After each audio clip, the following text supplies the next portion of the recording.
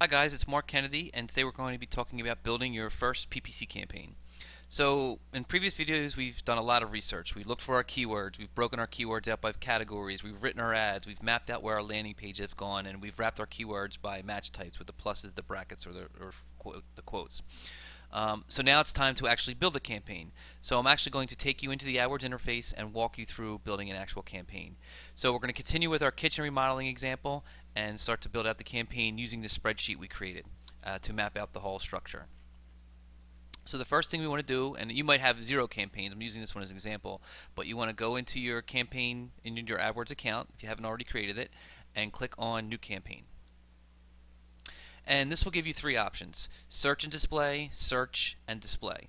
I would recommend going just for search for now. Display network has its place, but typically for service providers, you're going to want people looking for you. You're not going to be looking to advertise on other websites about your services. You can always test that channel later, but specifically we want people who are looking for us. So for this example, and for when you for just starting out, click on the search network only campaign. That will take you to the screen, which is the search network only. So now the first thing you want to do is name your campaign. Naming convention is pretty important. Don't leave it as campaign 1. So maybe let's leave it as Kitchen Remodelers Philadelphia if that's a location you're targeting, or if you're doing just stuff that's on weekends, so maybe you call it your weekend campaign, but have some type of naming convention to make this easy to organize. But for this particular example, I'm just going to call it Kitchen, and I'm going to call it Example because we're creating an example campaign, which I'm not going to save. Next, I would recommend clicking on the All Features button.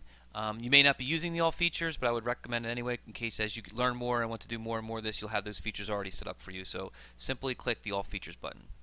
Now, if you already have some existing campaigns and you want to just copy over the settings you already have, you can do that. But this is a new campaign for us, so I'm going to leave that one as it is. Next is the network setting. So there's an option here to include search partners or not. There's pros and cons to having search partners. I think for now it's okay to leave them checked, but you can uncheck them. A search partner of Google's, for example, is Comcast. So Comcast uses the Google platform for their search. Some are okay, some are great.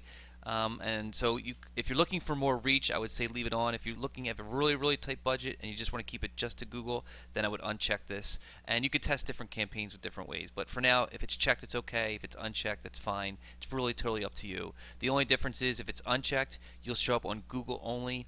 If it's checked, search up on other search engines like Comcast and AOL and AskG, or now it's just Ask.com. It used to be that you could actually select devices. So you used to be able to say, I want to create a laptop campaign or a tablet campaign or a mobile campaign, but unfortunately that has gone away. So all your ads are going to show up on all devices. We'll talk more about bidding strategies. You can bid up for mobile devices, you can bid down, you can have mobile ads, all that in there. But for now, just so you know, all of your ads will show up on phones, tablets, and computers, desktop, laptops. Next is your location setting, and this is very important. As you can see by default, Google has you listed on the United States and Canada. And if you overlook that, your ads are going to show in Canada and the US. So basically, at this point, you want to type in let me choose and pick your location, whether it's New York. I'm just going to use Philadelphia in this particular example. But make sure that you're targeting the areas that you want to target, not US and Canada, and then you can just simply select the areas and do more and more and change zip coding and things like that.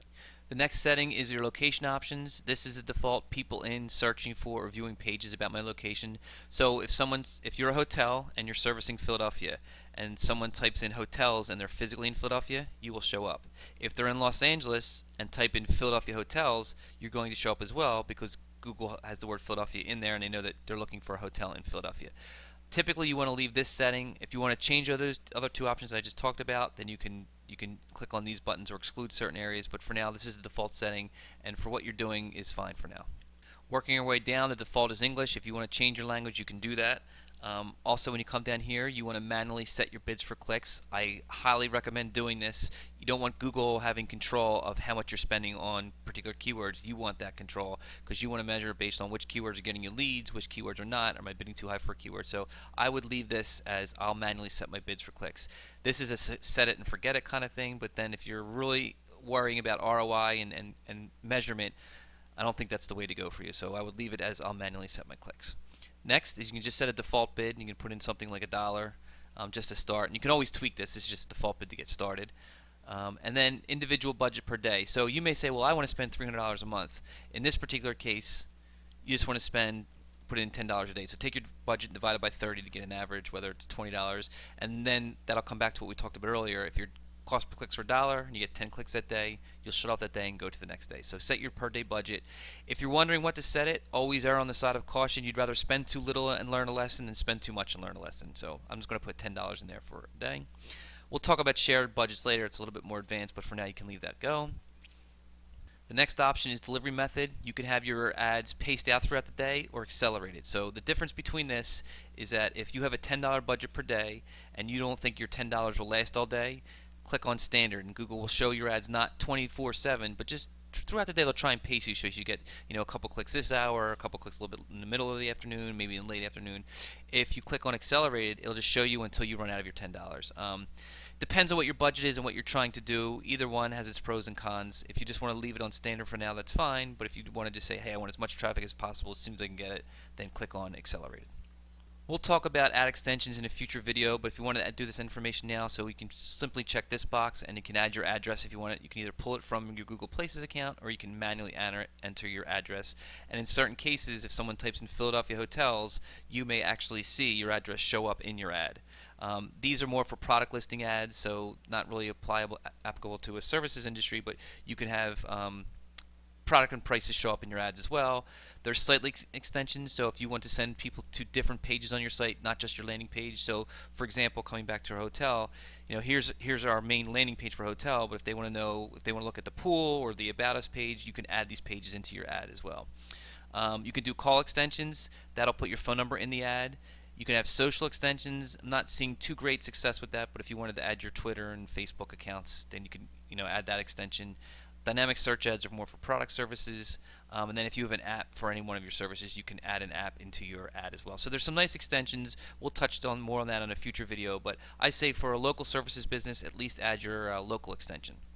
And probably after that, your site links extensions, which is links to other pages on your site. Why choose us, the contact us page and things like that. There's some other advanced settings we can talk about later. I would leave these go for now as you're setting up your first campaign. You don't want to overwhelm yourself, and we'll talk about more in these areas. But you can do certain things where you can mess with the dials on your ad delivery and the scheduling. When do you want your ads to show? Particular example, if you're a B2B and you say, I only want my ads to show during the week, then you can set up when you want them to show, and you can actually create a custom schedule. Again, we'll touch more on this on another one, but you can actually pick days you want to show, whether you want to show weekends, Monday through Friday, and so forth. Other than that, I wouldn't mess with too much with these until you're ready to really go into some advanced strategies. And then after that, simply save and continue, and you're ready to go to the next level.